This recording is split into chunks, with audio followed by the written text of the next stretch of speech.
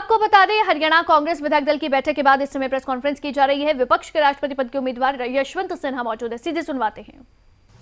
और दूसरा, जहां मैं जाता हूं वहां पर मीडिया से अवश्य मिलता हूं, चाहे खबर छपे या न छपे।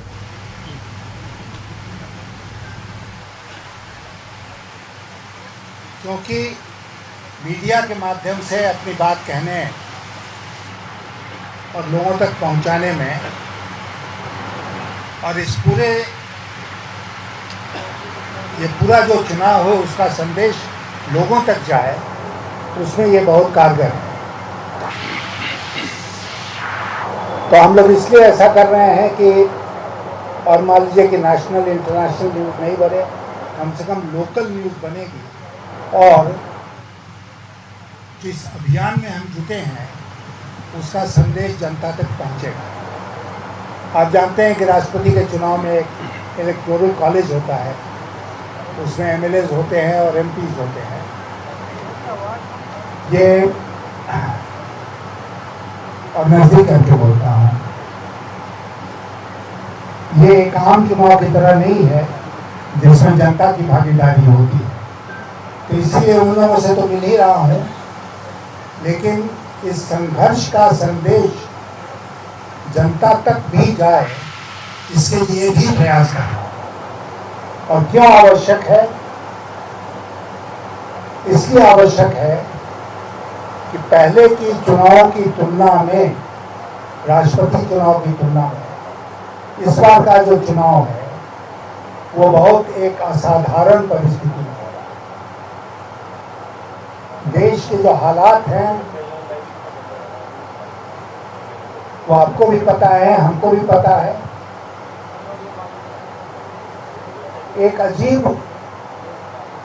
खौफ का वातावरण है, डर और भय का वातावरण है पूरे देश में।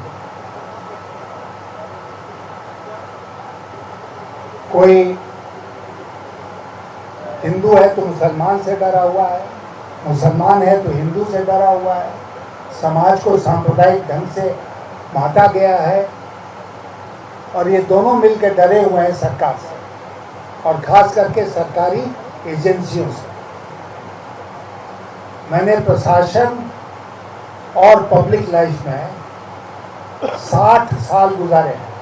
60 years is not a small period of time. 60 साल में मैंने इतना आतंक कभी नहीं देखा सरकारी एजेंसियों का जितना मैं आज के दिन देखा। मैं 5 वर्षों तक अटल जी की सरकार में वित्त मंत्री था। ये जो इनफेमस एनफोर्समेंट डायरेक्टरेट, ये उस समय वित्त मंत्रालय के अंतर्गत थी। इनकम टैक्स वगैरह तो था ही। मैं अपने मित्रों को आज के दिन कहता हूँ कि मेरे मन में कभी दूर दूर तक ये ख्याल नहीं आया कि इन एजेंसियों का दुरुपयोग करो अपने पॉलिटिकल राइवल्स को, ओपोनेंट्स को फिक्स करने के। और उस समय आपको याद होगा कि कोई इस तरह का मामला भी नहीं हुआ। लेकिन आज कितने धड़ल्ले से, कितनी बेशर्मी के साथ ईडी, इनकम टैक्स और सीबीआई का इस्तेमाल हो रहा है। आज महाराष्ट्र में जो हुआ, जो उद्धव ठाकरे की सरकार गिरा दी गई, आप क्या समझते हैं कि वो एकनाथ शिंदे बुद्धिस्ट जी के नीचे बैठे, अचानक उनको ज्ञान आया 2.5 साल के बाद की सरकार को गिरा दो और वो इसमें लगे? नहीं, इसके पीछे की एक लंबी चौड़ी कहानी है। और आज तो उसका बहुत खुलासा हुआ जब मैंने देखा कि कुछ ऐसे सांसद शिवसेना के उद्धव ठाकरे के ऊपर भी जब दबाव बना रहे हैं